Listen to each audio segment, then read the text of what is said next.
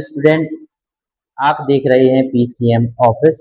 आज हम आपको फिजिक्स सब्जेक्ट अंतर्गत इलेक्ट्रिक करंट पढ़ाने जा रहे हैं। इसकी समझ विकसित करने के लिए हम आपसे कुछ पूछना चाहते हैं। पानी कब फ्लो होता है? पानी कैसे फ्लो होता है? देखिए, अगर इस बर्तन में पानी भरा हुआ है, जिसे हम क्या कहेंगे? वाटर। क्या कहेंगे? वाटर। यदि यहाँ से एक पाइप लगा दिया जाता है तो ये पानी यहाँ से फ्लो होके इस दिशा में जाएगा। जब पानी फ्लो होने लगता है तो उसे वाटर करंट कहते हैं। ये हो गया वाटर करंट। जब तक पानी फ्लो नहीं हुआ था तब तक उसको हम वाटर कहते थे। जैसे ही ये पानी फ्लो होने लगा उसे हम वाटर करंट कहने लगे। ठीक उसी प्रकार से एक गुब्बारे में हवा भरी हुई है। क्या भरी हुई है? हवा। तो इसको क्या कहेंगे अपन इंग्लिश में? एयर। जब इस गुब्बारे का मुंह खोल दिया जाएगा तो ये हवा यहाँ से बाहर की तरफ निकलेगी। इसे बोलेंगे, पहले यहाँ बोलेंगे एयर। जैसे ही ये बाहर निकलेगी इसे बोलेंगे एयर करंट। इसका मतलब सीधा सा है कि जब कोई चीज फ्लो होती है तो उसे करंट कहते हैं। फिजिक्स में और भी सुना होगा, एक बॉडी है सपोज ए, जिसे हम स्टेशनरी बॉडी बोलते हैं, ये स्थिर वस्तु। जैसे ही यह समय अनुसार अपनी स्थिति बदलता है तो उसे हम गतिशील कहते हैं। इंग्लिश में उसे हम कहते हैं कि यह स्पीड पा गया या यह वेलोसिटी पा गया।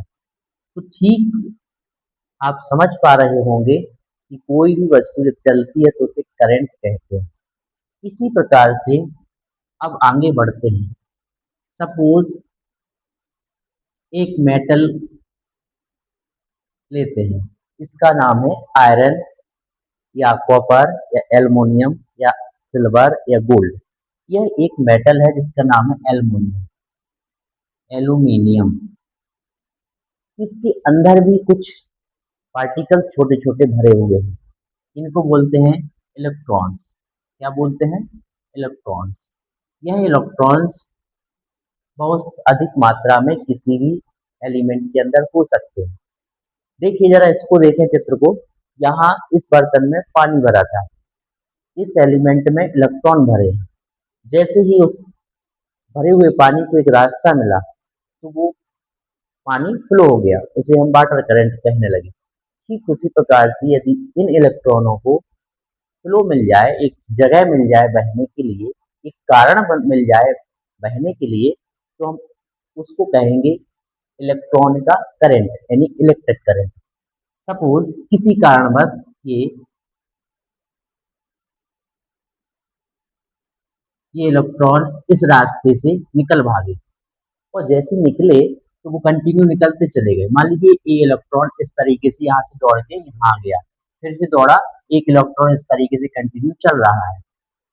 जैसे ही इलेक्ट्रॉन फ्लो हुआ उसे हम इलेक्ट्रिक करंट कहेंगे। तो वाटर करंट, एयर करंट, उसी प्रकार से इलेक्ट्रिक करंट। अब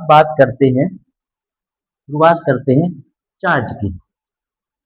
चार्ज चार्ज को हम क्यू द्वारा प्रदर्शित करते हैं। चार्ज दो प्रकार के होते हैं, पॉजिटिव चार्ज और नेगेटिव चार्ज, यानी क्यू प्लस क्यू माइनस, यानी पॉजिटिव और नेगेटिव। इलेक्ट्रॉन को चार्ज मिला है नेगेटिव। क्या मिला है? नेगेटिव। आप जानते हैं एक एटम एक एटम में तीन पार्टिकल होते हैं, इलेक्ट्रॉन, प्रोटॉन और न्यूट्रॉन। इलेक्ट्रॉन न्यूक्लियस के बाहर होता है, प्रोटॉन और न्यूट्रॉन न्यूक्लियस के अंदर होता है। इलेक्ट्रॉन पर माइनस का चार्ज होता है, प्रोटॉन पर प्लस का चार्ज होता है, न्यूट्रॉन पर कोई चार्ज नहीं होता है। तो इलेक्ट्रॉन को नेगेटिव चार्ज मिला और जैसे ही इलेक्ट्रॉन वहां से फ्लो हुआ तो माना कि चार्ज ही अपना फ्लो हो रहा है। एक इलेक्ट्रॉन पर जो चार्ज होता है वो होता है 1.6